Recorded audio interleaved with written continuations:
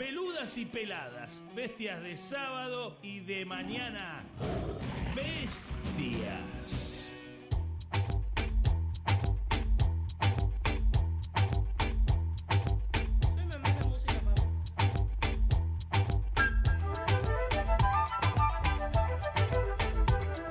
Con 06, te prometo que yo no hablo más. Ahora le toca a las otras. La torta y las migas, economía feminista en Bestias, como siempre. ¿Cómo andás, Ariana? Hola, bueno, buen día. Bueno. ¿Todo bien por acá? Bueno, en otro tono estás, ¿eh? Sí, en otro tono. Estoy ahí 2 tonos abajo. Bien. Está bien, porque la gente tiene que medirse un poquito. Tampoco podés estar todo el día a todo trapo. ¿Con qué venimos hoy? Hoy venimos con el plan de reparación histórica de los ahorros de los argentinos. Ajá. Y aparte está bueno decir de los argentinos, porque generalmente son los varones los que van a poder hacer, digamos, reparación histórica de sus ahorros. A ver, ¿de qué se trata esto? A ver, estas son las recientes medidas que tomó ahora el gobierno, justamente pensando en todos esos dólares que están debajo del colchón. Sí, no sé si eran los colchones esos apolillados que decía Darín, pero bueno, estos son. Y un poco acá, digamos, esto dispara ciertas alarmas. Por ejemplo, hubo algunos economistas que dijeron, bueno, ¿qué pasó? Se quedaron cortos con el blanqueo, que antes de que termine el blanqueo ya sacan un nuevo blanqueo.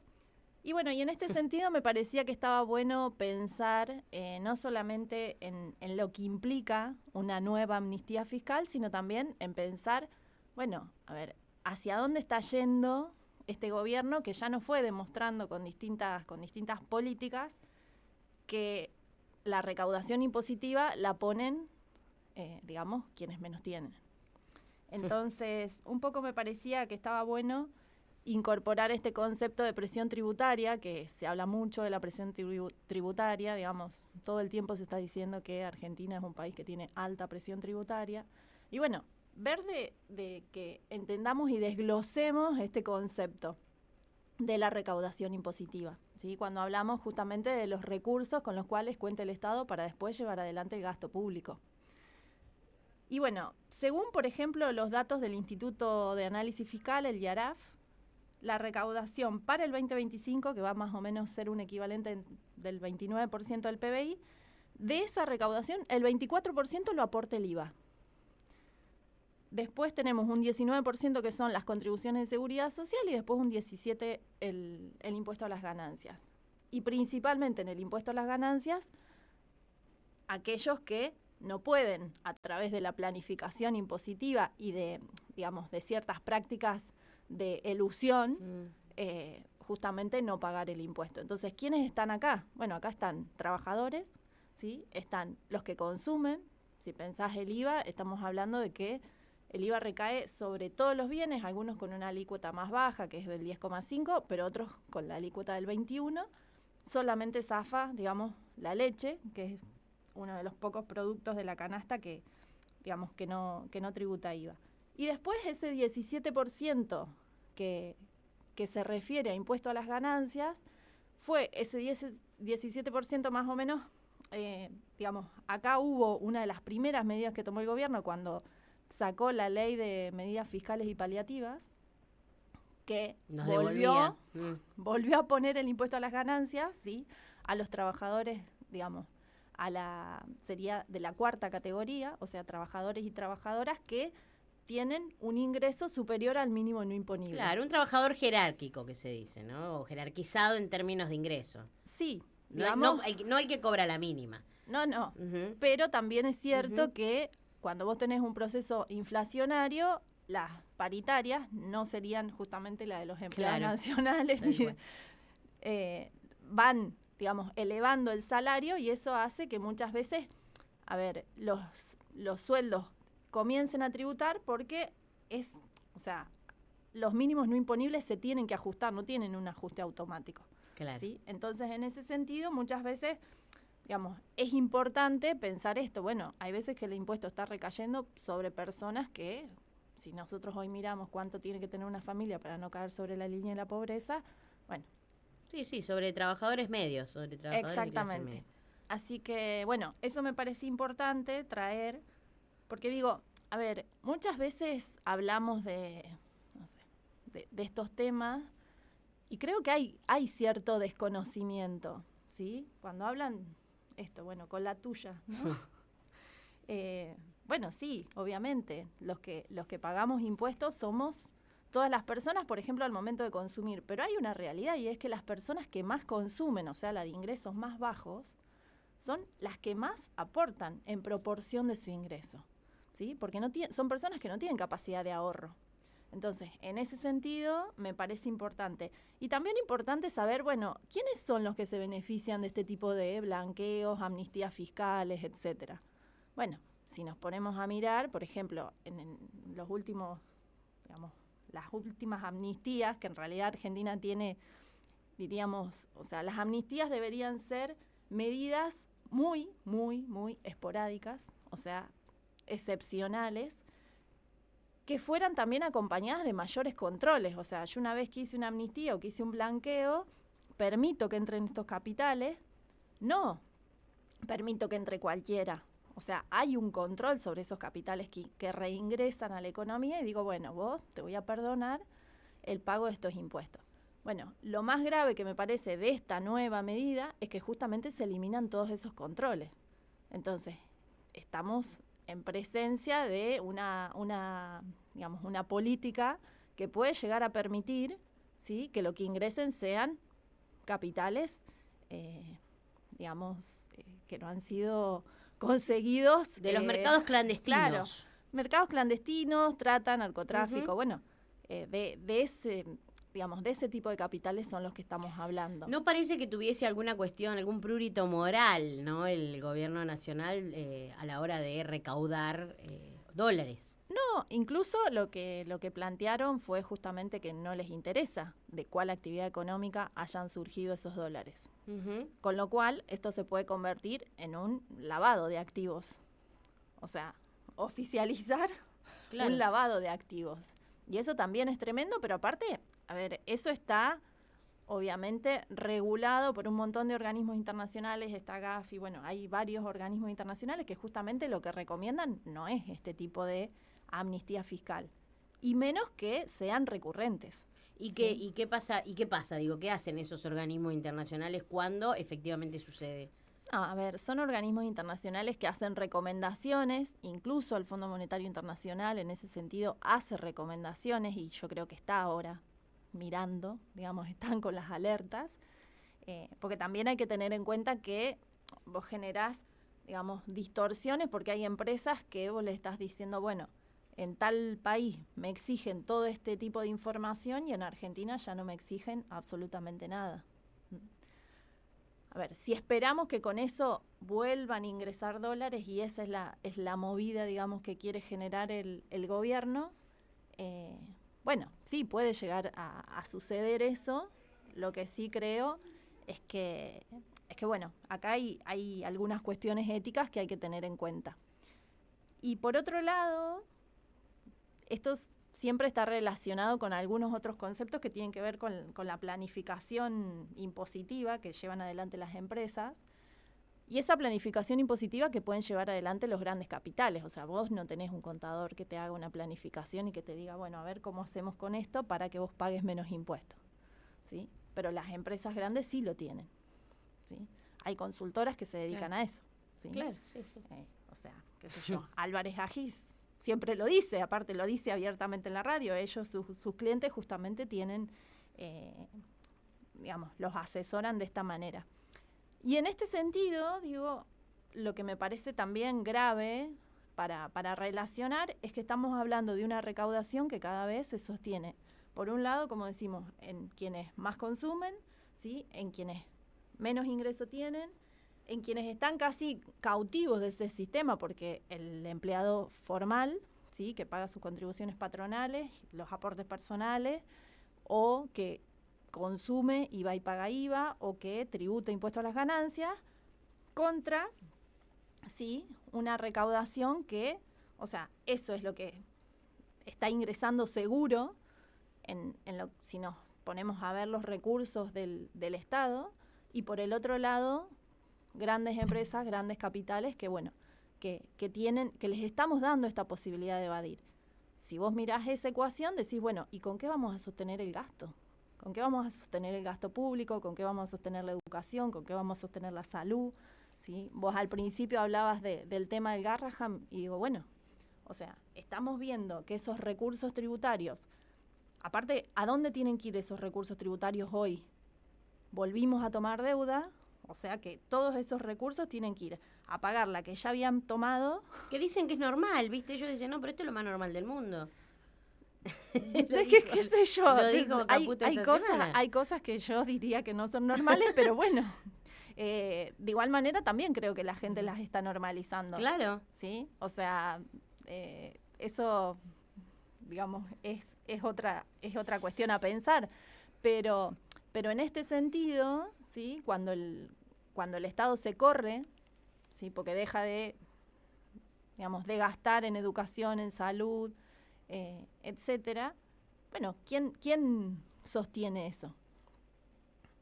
Y vuelta a lo mismo, o sea, ¿quiénes están sosteniendo ese gasto público que se achica?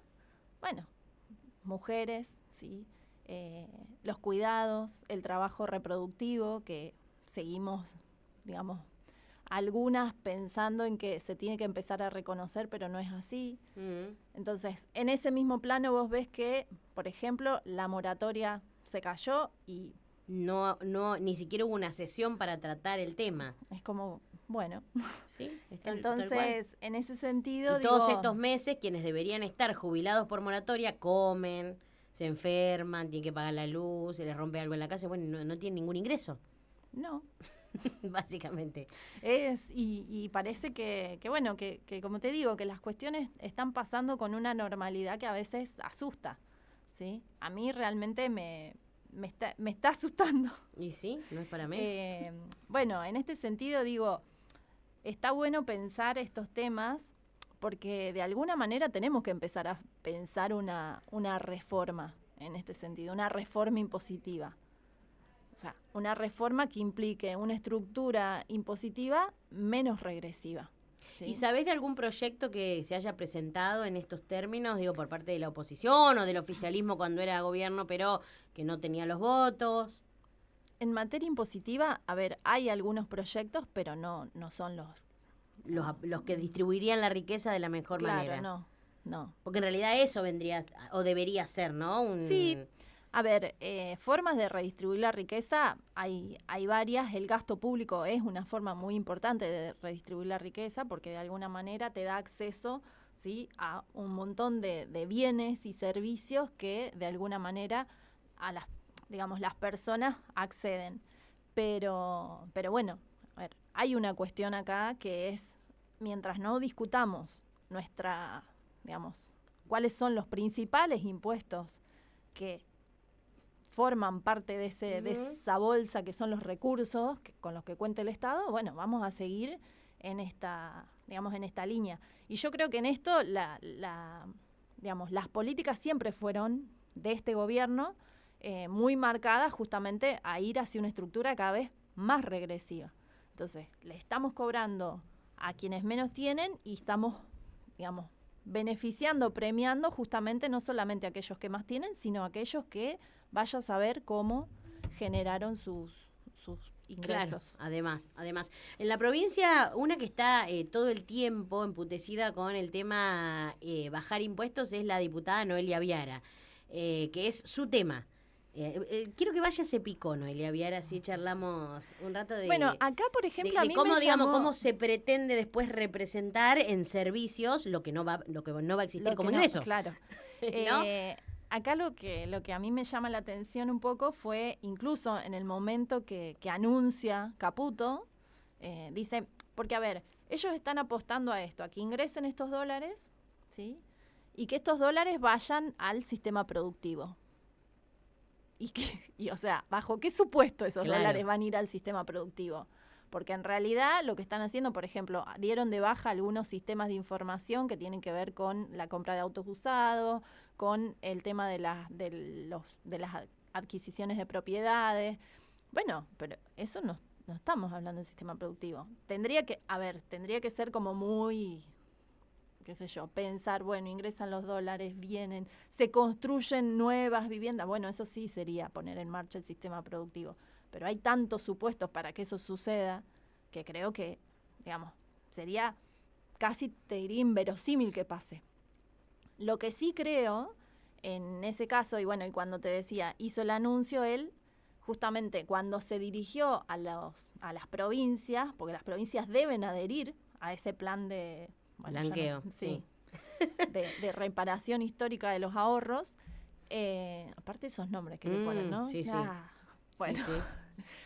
justamente hablaba de que las provincias iban a cobrar, o sea, a través de ingresos brutos, que iban a incrementar, digamos, sus ingresos a través de ingresos brutos, porque si esto entra a la economía, pone en marcha la economía, digo, pero por el otro lado están haciendo toda una campaña para que las provincias den de baja el impuesto a los ingresos brutos, que en realidad es el, digamos, ingreso por excelencia que tienen las provincias. Uh-huh. Sí, por ahí a veces me pregunto si no, ellos son, la verdad que la eficiencia que tienen en la comunicación política de sus políticas Sí, económicas es extraordinaria, porque además como lo hacen todos sin ponerse colorados, y le ponen unos nombres grandilocuentes que no entendemos la mayoría, y entonces, bueno, pasa. ¿No? Después hablamos de la empanada, de las pelotudeces que logran también instalar como agenda. Pero digo, han logrado que el común de la gente no nos demos cuenta que una cosa es la economía, otra cosa es el sistema financiero, que es para lo que ellos están realmente gobernando. Gobiernan para el sistema financiero. Es lo único que les interesa. Sí, a ver, en este sentido, a ver, a mí me llama poderosamente la atención, como te decía, el nivel de normalización que tenemos, porque si vos andás por la calle, ves como los servicios públicos, ¿sí?, se empiezan a deteriorar. O sea, todos hemos viajado y ves como las rutas, digamos, están detonadas. Y ni hablar, bueno, provincia de Buenos Aires, que a su vez con todas las cuestiones naturales ha tenido como un montón de episodios que han terminado de detonar lo que estaba ya mal. Entonces vos decís, bueno, y esto lo vemos todo. Bueno, justamente el otro día conversaba con un referente acá local y me decía, ¿cómo pensamos que se reconstituye la economía de una ciudad como Bahía Blanca? Porque el comerciante, por más que tuviese un resto, y no tiene, 15 palos verdes para reponer toda su lugar, el lugar donde vivía, la infraestructura para volver a tener adentro. Claro, que dice, como mucho le sobraban 3-4 palos por mes, o sea, no hay manera de recomponer esa economía, y Nación no se hace cargo también de atender eso. Digo, por dar un ejemplo de estas situaciones que no dependen del gobierno, porque son hechos naturales, pero que definitivamente después... pero que justamente el Estado tiene que estar para ese tipo de situaciones. Claro, ¿sí? Claro. En ese sentido yo creo que, a ver, es como te decía, todos estamos totalmente conscientes de ese deterioro, o la gente está como así... Bueno. Eso me parece. En la Universidad Nacional de La Pampa, no sé si está todavía la muestra, en la presala del Aula Magna, que es una muestra que son, no sé si está todavía, hasta hace unas semanas estaba, que son todas fotos de los 90, ¿no? Grandes, y que está buenísimo porque ves cómo había, no sé, trabajadores de la construcción porque cerraba tal empresa, las mujeres, la bomba de... Bueno, sí, una sociedad movilizada. Movilizada, pero una década pasó para que nos realmente revelásemos a ese modelo económico. Sí. Bueno, ese es el tema. ¿Cuánto tiempo pasa para que exista esa revelación? Sí, bueno, y esto que vos un poco recién charlabas respecto a... Bueno, es como que Nobleza obliga a hablar de la situación de los docentes universitarios. Primero porque soy docente y digo, sinceramente, a nadie le importa. Es más, en esta...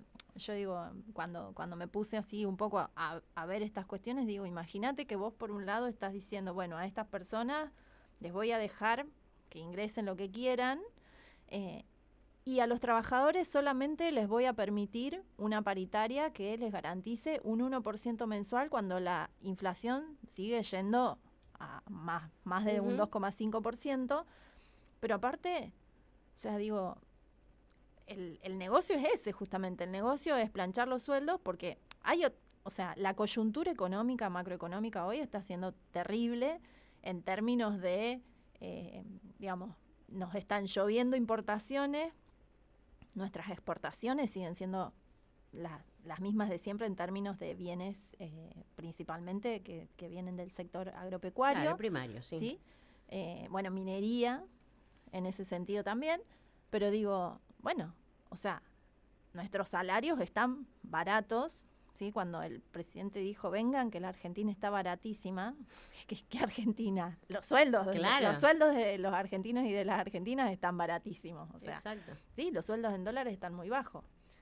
Así que bueno, nos fuimos. Un panorama, bueno, pero porque de eso se trata conversar también la economía feminista, porque en realidad ese blanqueo tiene estas otras consecuencias, que es imposible desatarlas. Esto fue La Torta y las Migas. Gracias, Ariana. Gracias. Ariana Gómez en Bestias. Lobisones, chupacabras, pomperitos, luces malas, chanchos de lata y nuestro periodismo de mandinga. Bestiario nacional y popular, si los hay. Bestias.